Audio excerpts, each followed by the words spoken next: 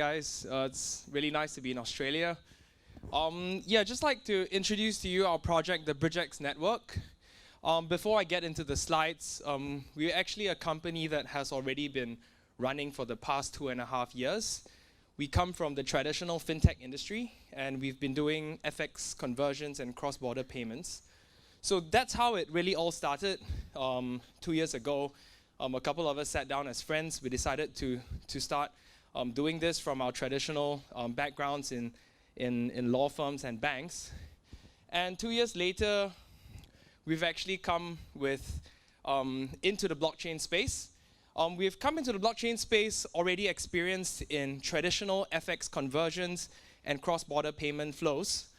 And we bring to the crypto space 3 licenses that we've already obtained in Singapore, Indonesia, and Hong Kong.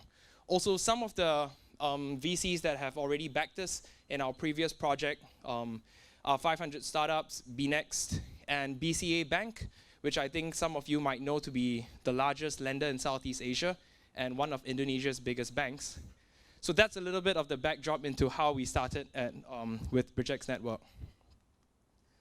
So at BridgeX Network, what we are trying to do here is to build banking infrastructure for the crypto space. So this actually comprises of our 3 pillars of loans, FX conversions, and cross-border payments. Essentially, what we're trying to do here for the crypto space is to help people with crypto assets access the traditional world of fiat in an easier manner.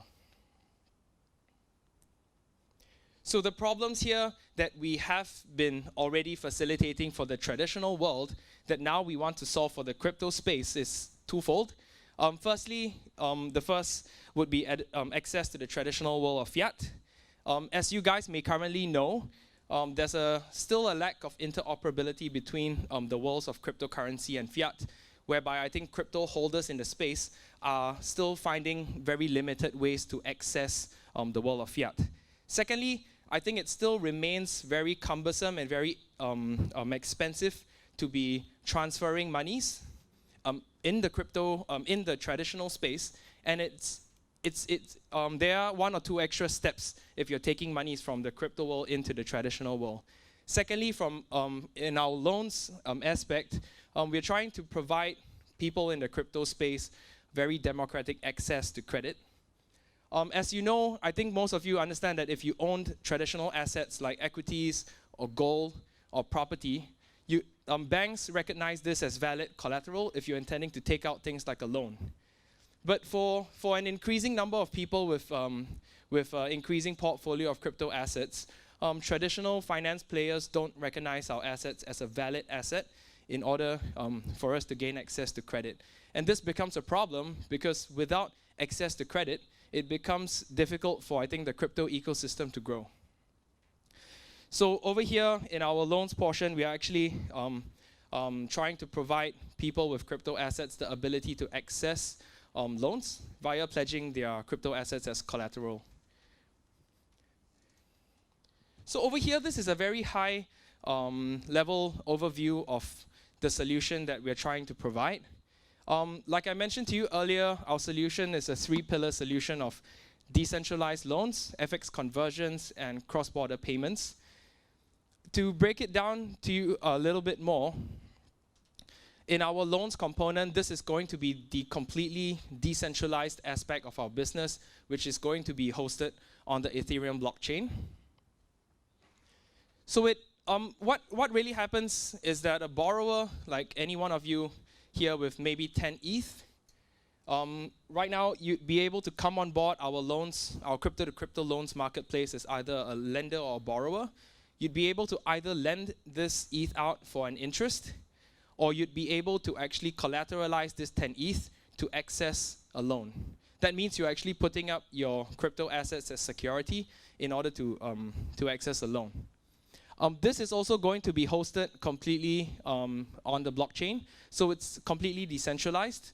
And what that means is that for us, we are simply a third party that is facilitating the matching between lending and borrowers. So once lenders and borrowers actually have their loan matched, this actually goes up into the blockchain space, and the loan becomes completely decentralized, meaning that the lender and borrower, throughout the tenure of the loan tenure, gets to deal in that manner. And we as a third party are non-custodial. We also don't have control of these assets. And this is very unlike banks who actually take the assets as custody. And you know, in traditional systems, in a custodial kind of situation, if anything happens to a centralized institution, that's where either lenders or borrowers are exposed. So this is the decentralized part of our business. What we are really trying to do in our conversions and payments aspect is to allow right now people in the crypto space with crypto assets or crypto loans that they have borrowed to access the traditional world of fiat. So you could call this part of our business a crypto-to-fiat gateway. What we basically do is take crypto. We are able to convert your crypto into more than 30 different fiat currencies. And we are then, you're then able to, on the same platform, send the fiat currencies that you have converted into any one of 180 countries which we already have payment access to. So I think this becomes very convenient as a platform, because when you come onto the BridgeX network, what you're able to do is to either lend, borrow, convert your crypto assets into any one of the fiat currencies that we provide, and send these currencies to anywhere around the world. Where we really differentiate ourselves with our existing competitors in the loan space, you might have heard of companies like ETHLend or Nexo or Libra Credit. Most of these players are currently one-sided marketplaces, which means that as a platform, all you are actually able to do is get on board and come on board as a borrower. Basically, you go to the landing page and they say access a loan. But you aren't able to come on board as a lender to earn an interest on your crypto assets.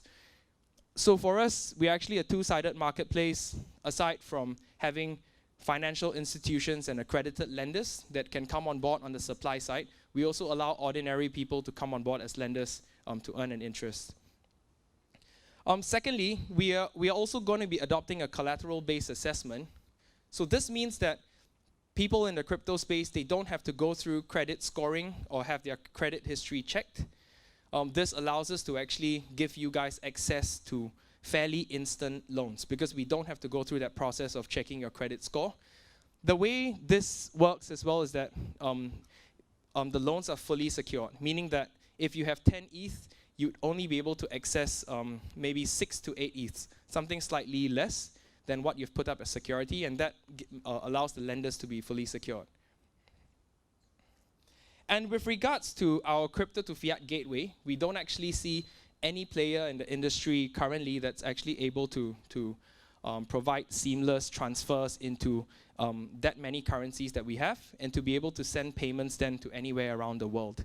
So I think in total, if you look at our BridgeX platform, what you're seeing in loans, conversions, and payments, there are existing solutions which are doing loans or doing maybe a particular currency flow from maybe USD to Philippine peso or USD to Singapore dollar.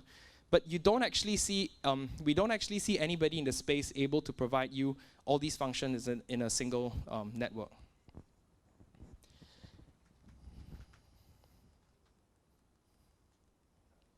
Yeah, and coming back to the overview of our project, the platform that we are building is simply going to be the first proof of concept of our technology. So what we are going to be doing here is actually open sourcing the technology that we are building to allow other players in the crypto space or traditional finance services to be able to plug into our technology and either come on board as a service provider to other people in the crypto space, or to allow existing crypto players and companies to offer these new services to users on their existing platforms. So I think to give you a very good example of how a third party would be able to plug into our technology in the loans aspect, crypto-to-crypto exchange right now, where you're only able to buy buy maybe Bitcoin or Ethereum. If they plug into our decentralized loans tech, what they would then be able to do is to offer customers things like margin trading or short selling. Should they come on board to our fiat aspect as well, they could effectively become a crypto-to-fiat exchange rather than just a crypto-to-crypto exchange.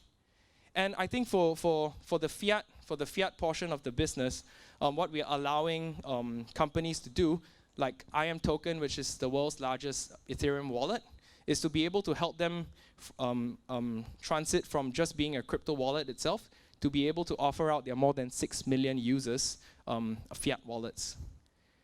So I think this as a network, it's quite dynamic because we're actually allowing the participation of ordinary people in the crypto space, the whole gamut of players in the crypto finance industry, as well as giving the opportunity for traditional finance players to enter the crypto economy.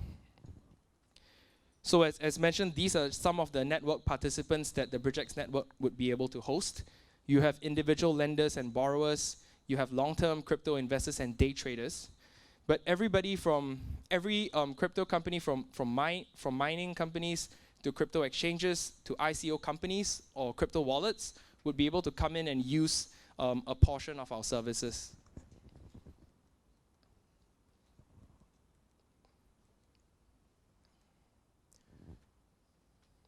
So this is a nice overview of the management team we have at the BridgeX Network. We come from a whole range of fields.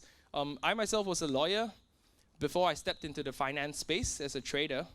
Our founders, Jody, my co-founders, Jody and Hero, they are the guys that are still running the existing company that I shared with you earlier about, which has the licenses and our expertise in FX conversions and crypto payments.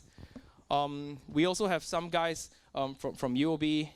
Our CTO, Joseph, was formerly from Kyber Network.